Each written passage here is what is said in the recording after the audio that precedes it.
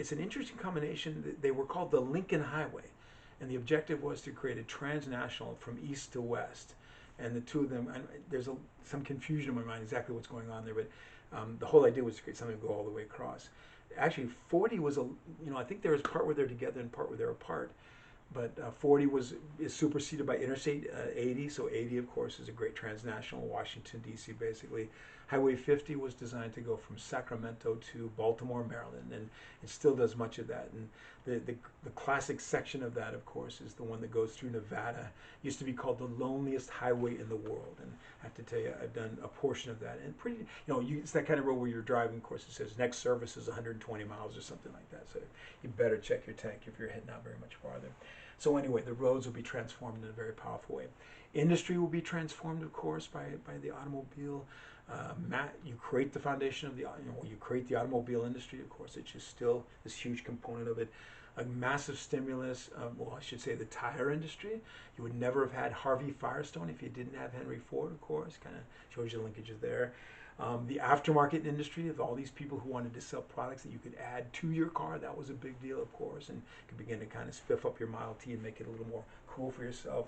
Of course, the oil industry, huge stimulus. Remember that Rockefeller made his money selling kerosene, which is used by the cup, a dare. And now, son, it's gasoline, a big difference.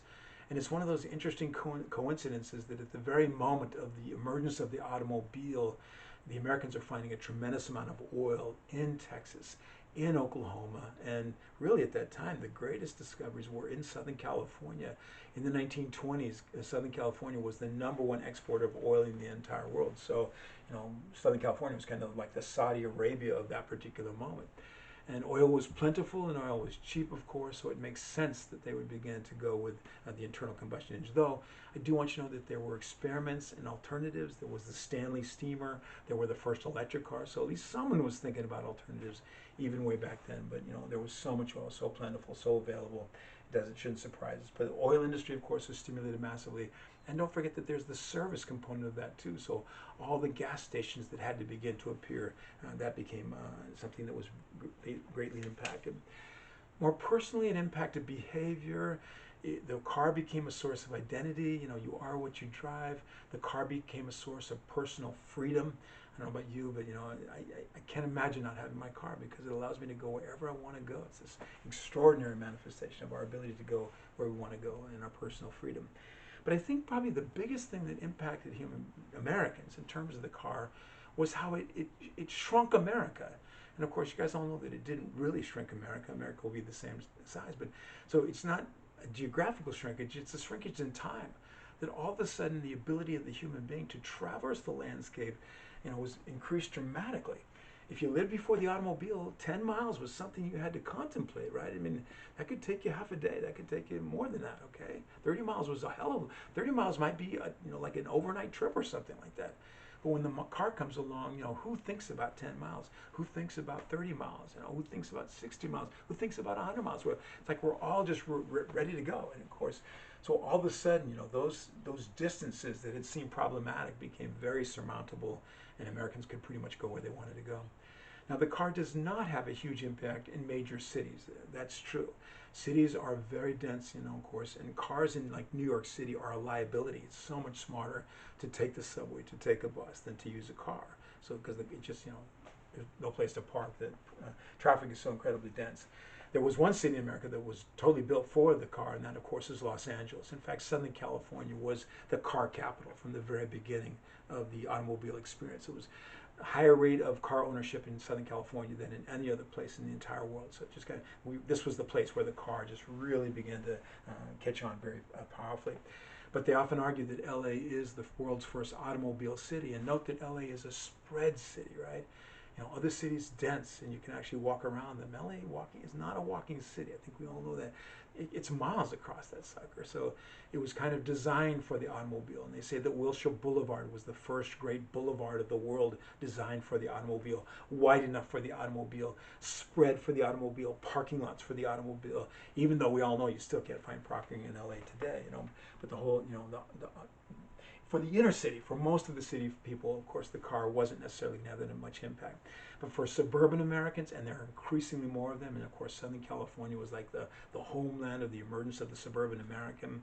For rural Americans, it became so much more important. Farmer Joe lived 30 miles outside of town, in Iowa.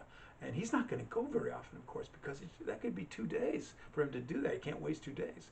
But you get a Model T, and that's like an hour. You're going to be in town in an hour. You're going to be back in less than an hour, or something like that. So all of a sudden, for those who lived more isolated lives, they're connected together in a powerful kind of way. And the car will come in. It's going to impact behavior. It's going to impact traffic, the roads, of course, industry, distance, essentially, and have a huge impact. And indeed, it very much was, of course, a vehicle of change, transforming America as the Americans began to embrace it ever more closely. So now what we're going to do is we're going to use the car as our vehicle to drive through the 20s.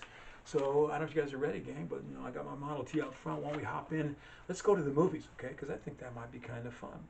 And what I'm suggesting to you is that one of the manifestations of the triumph of the modern in the 1920s is the emergence of Hollywood, essentially, and the film industry as it began to really become a major part of the story.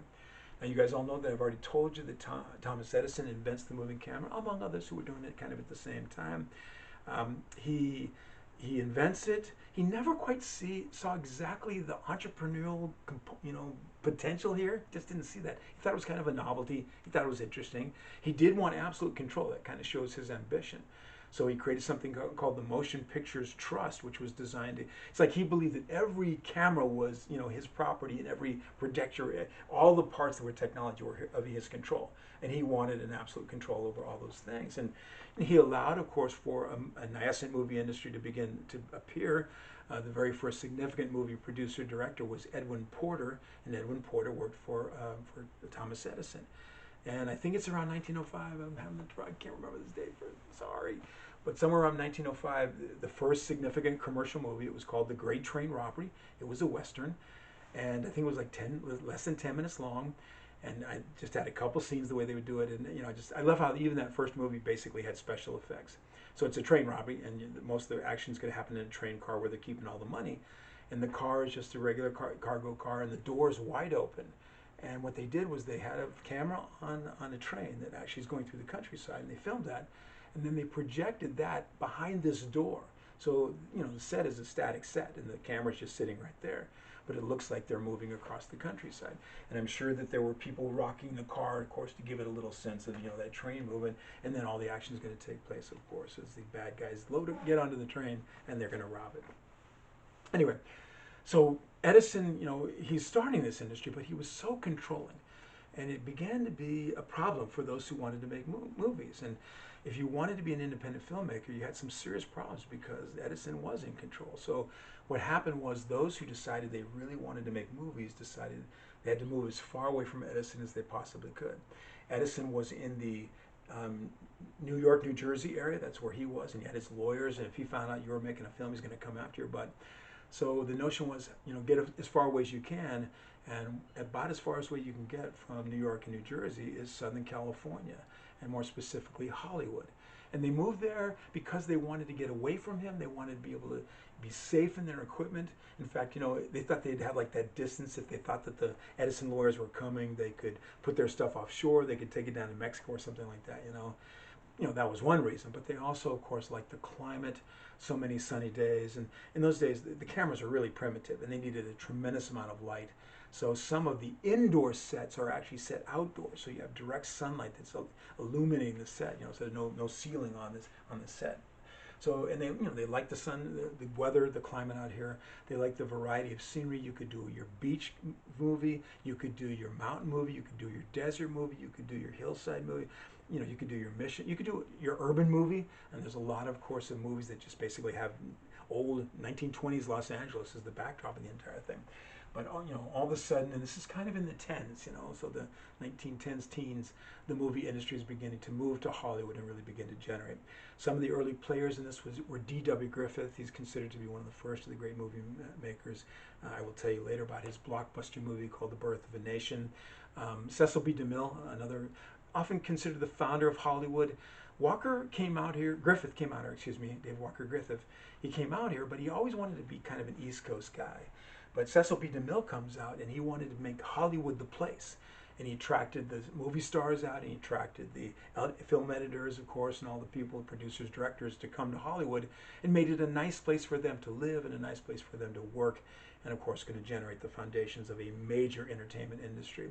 By the time we get to 1930, 90% of all global movies are produced in Hollywood. Hollywood absolutely controlled the movie industry for a period of time there, of course, and continues in many ways to be very dominant.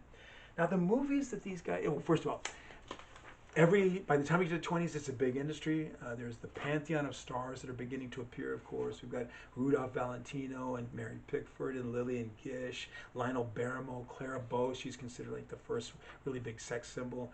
I have to tell you, and of course, I hope you guys know two things about these movies always, that they were always in black and white, of course, and they were silent, so they hadn't put the sound component to it, though they will, I think, at the very end of the 1920s, we're going to put those three things together. But every little town had its theater, of course. Oh, I forgot to. The actors that I always think, the movies that I think are so fun are the comedies, and understand that all silent movie comedy, of course, had to be sight gag based, right? There's no verbal component to it. So you had these incredible sight gag comedians, and I'm thinking of Buster Keaton and Harold Lloyd. They were just amazing. They were athletes. What can I say? And they will fully develop, of course, all the skills associated with a banana split or whatever or banana fall, like a banana slip, excuse me, not banana split. If Harold Lloyd had a skit where he was going to be hanging from the 8-story window of a building, he would do that basically. If Buster Keaton needed to be running from train car to train car in a moving train, he would do that kind of. These guys were kind of amazing, and the comedy was often really was fun. What can I say? And of course, of all the comedic actors at that time, the greatest was the man who styled himself the Little Tramp, and this is a man from England, Charlie Chaplin. It's the age of Charlie Chaplin, just extraordinary. In silent movie, of course, there isn't there isn't any words. There could be a musical background or something like that, but so you had to tell the story with your face and your activities. And they would say of Charlie Chaplin, he could tell the story with his eyes. You just looked into his eyes, and he's kind of telling you all that you kind of needed to know. And he was, of course, an actor who actually could go transition from the silent films to the sound. He's just one of the great actors of the 20th century, no doubt about that. Anyway, every little town, of course, began to have their theater, their bijou theater, and the theaters, of course, were beautiful places with marquees and incredible concession stands. And I loved that they had kind of themes. It was a Spanish revival theater or an Egyptian theater or something like that would be somewhat attracted to bring the people in. And they would come in and they would, look at the silver screen and just, escape